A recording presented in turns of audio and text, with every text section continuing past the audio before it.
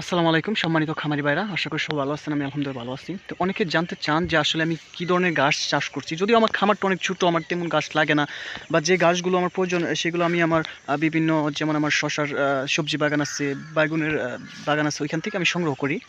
তারপরও আমি আসলেই ওইখান থেকে সংগ্রহ করা অনেকটা কষ্টকর, সবসময় গাছ থাকে না বা কৃষক স্প্রে করে, এটা সমস্যা হয়। এর জন্য আমি মূলত আমার কিছু অংশ গাছ লাগিয়ে দিয়েছি, কিছু জমি গাছ লাগাইছি।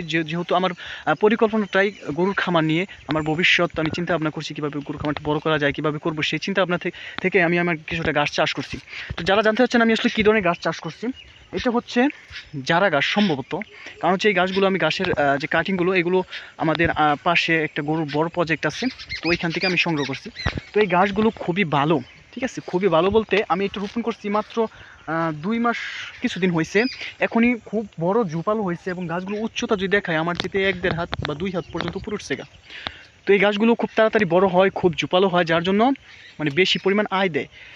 তো আমি প্রায় এখানে 2 কাঠার মতো জমি গাছ চাষ করছি বর্তমান। যদিও এখন পর্যন্ত গাছগুলো কাটা শুরু করি নাই, কারণ হচ্ছে আমি যে ভুট্টা চাষ করছিলাম, এই ভুট্টাগুলো বর্তমানে গরুকে খাওয়াচ্ছি সাইলেজ হিসাবে। তো আমার কিছুটা সাইলেজ দিই, প্লাস কিছুটা খড় দিই, যে এটা আমার চলতেছে আলহামদুলিল্লাহ। যেহেতু খামার আমার বড় করার পরিকল্পনা আছে, সেহেতু গাছগুলো ইনশাল্লাহ চাচ্ছি যে কিছু গরু ক্রয় করবো, তারপর তখন ওই গরুগুলোকে খাওয়াবো। যেহেতু এখন ভুট্টাগুলো যদি না খাওয়াই, তাহলে নিচের ভুট্টার যে নিচের অংশটা, সেটা বেশি পরিপক্ক হয়ে যাবে।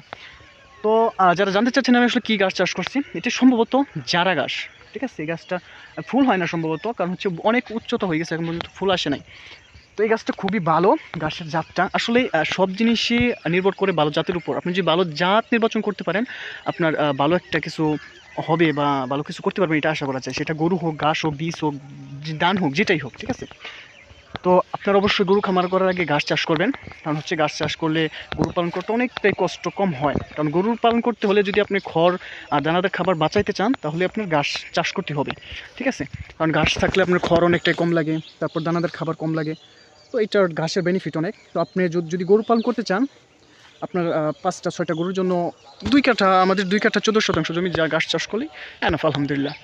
আপনারা চাইলে এই ধরনের জারা গাছ চাষ করতে পারেন। প্লাস আমার নেপিয়ার গাছ আছে, স্মার্ট নেপিয়ার গাছ আছে, আমি এগুলো চাষ করছি। প্লাস আমি ভুট্টা চাষ করছি। তো আলহামদুলিল্লাহ, খামার ছোটো খামার, এতটা ঘাসের প্রয়োজন নাই এখন আমার বর্তমান, কিন্তু ঘাসের সংকট ছিল বিধায় আমি এগুলো চাষ করে রাখছি। ইনশাল্লাহ যেহেতু খামার সামনে বড় করার একটা চিন্তা ভাবনা আছে, সে তখন আর কি গাছগুলোর প্রয়োজন হবে। তো আমি গাছ অলরেডি এত বড় বড় ঘাস আছে, এবং কি নতুন করে আবার চারা লাগাচ্ছি, কারণ এগুলো থেকে আমি কাটিং তৈরি করবো, যেহেতু ভালো একটা জাত ঘাসের। এর জন্য কাটতেছি না, অনেকটা পরিপক্ক হলে তারপর আমি এগুলো কাটিং রেখে তারপর গাছগুলো চাষ করব। তো আপনারা চাইলে এই ধরনের গাছ চাষ করতে পারেন। আর একটা কথা হচ্ছে, গরু পালন করতে হলে কিন্তু গাছ মাস্ট লাগবেই। ভালো থাকবেন, সুস্থ থাকবেন, ধন্যবাদ।